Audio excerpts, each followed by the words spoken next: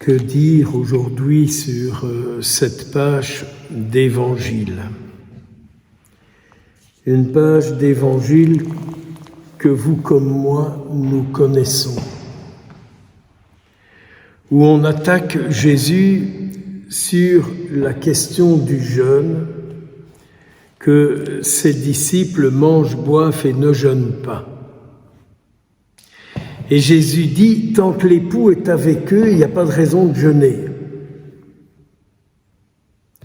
Alors aujourd'hui, beaucoup de gens disent, ah mais moi je jeûne 1 fois, 2 fois par semaine.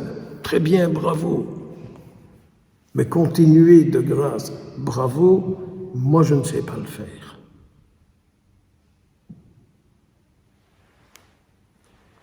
Mais quand j'entends cette page d'évangile, Jésus leur dit, on jeûne pour retrouver l'époux. Est-ce que c'est bien pour ça qu'aujourd'hui on jeûne? Pour retrouver l'époux, c'est-à-dire pour retrouver le Christ? Ou est-ce qu'on jeûne pour obtenir ce qu'on a envie d'obtenir? Je ne sais pas. Je ne sais pas. Je ne sais pas, et je n'ai pas envie d'entrer dans ce débat parce qu'il m'énerve. Ça me fait toujours penser à des gens qui disent « Ah mais moi j'ai trouvé la solution, je jeûne, j'ai trouvé la solution. » Ben vas-y, mais vas-y. Et montre-moi ce que ton jeûne produit dans ta vie et peut-être qu'alors j'y arriverai, moi aussi, par le rayonnement du Christ qui est en toi. Alors Jésus insiste, mais notre Seigneur insiste. Et il dit, il ne faut pas prendre un morceau qu'on enlève à un nouveau vêtement pour le mettre sur un vieux vêtement, sinon on abîme tout. Il dit aussi, il ne faut pas les mettre du vin nouveau dans les vieilles outres parce que tout va éclater, quoi. Et il dit aussi, c'est le vieux qui est bon. Alors est-ce qu'il s'agit du goût du vin? Je n'en sais rien, parce que moi-même, j'aime pas le vin et je n'en bois jamais, sauf à la messe. Ou bien est-ce qu'il s'agit d'une fidélité, de quelqu'un qui prend de l'âge et de la solidité par sa vie avec le Christ? Est-ce que je prends de l'âge, de la fidélité, de la constance par ma vie avec le Christ? Et alors je n'éclate pas. Il y a là vraiment à réfléchir. Et je me disais en écoutant tout ça, Dieu peut-il me faire confiance? Dieu peut-il me faire confiance? Ou bien, quitte? Avec saint Paul, je ne peux m'empêcher de dire à moi-même, les gens me regardent comment? Comme un auxiliaire du Christ? Comme celui à qui il a confié ses mystères?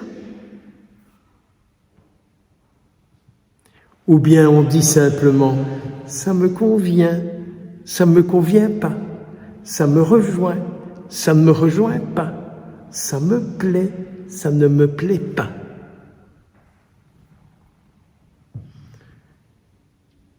Alors, je comprends que saint Paul, qui a dû subir des choses comme ça, avec notamment les Corinthiens, les Thessaloniciens et combien d'autres, dit finalement, pensez de moi ce que vous voulez, je ne suis pas soumis à votre jugement.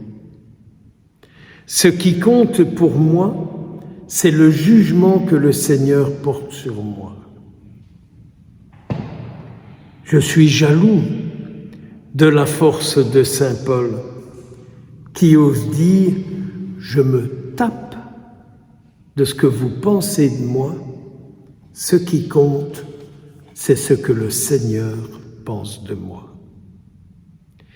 Il y a là beaucoup à méditer, beaucoup à chercher dans cette Église d'aujourd'hui qui est un peu emprisonnée dans le faire plaisir, dans s'adapter au monde, dans le fait d'accueillir tout le monde, de le fait d'être d'accord avec tout le monde et de ne blesser personne et de plaire à tout le monde.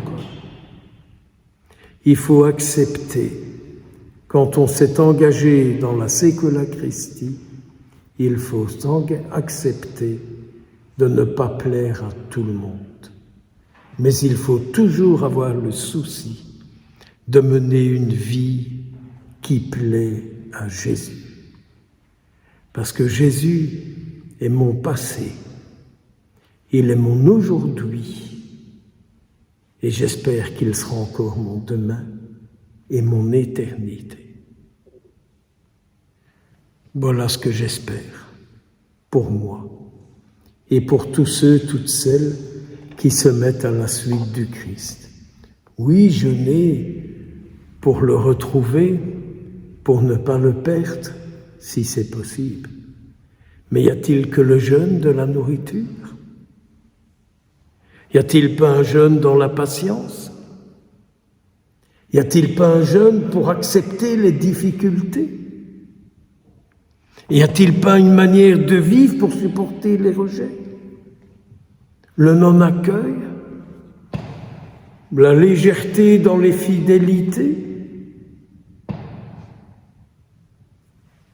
À vous de voir. Que le Seigneur vous bénisse. Amen.